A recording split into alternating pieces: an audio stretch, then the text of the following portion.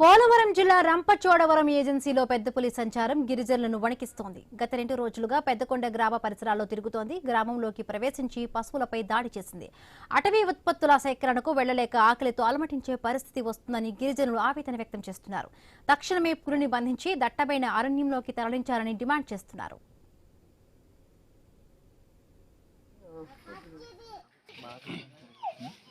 ఆవుల్ని ఇంట్లో కట్టుకోలేరు కాబట్టి బయట వదలడం వల్ల ఈవేళ పులి దాడి చేసింది.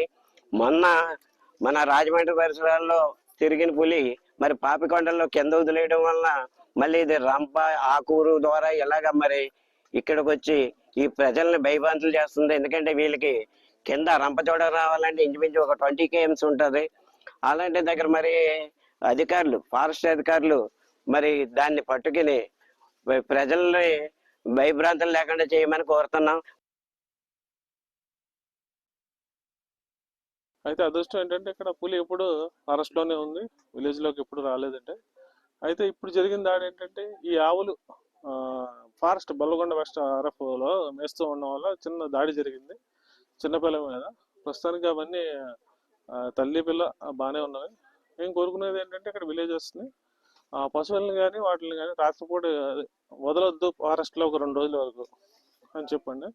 మేము కూడా ఇక్కడ గస్తీ నిర్వహిస్తున్నాము.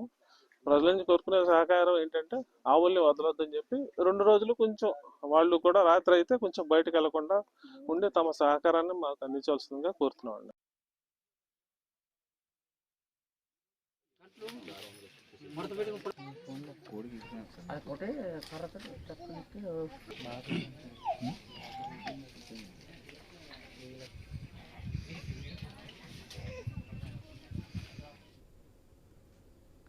పోలవరం జిల్లా రంపచోడవరం ఏజెన్సీలో పెద్ద పులి సంచారం గిరిజనులను వణికిస్తోంది.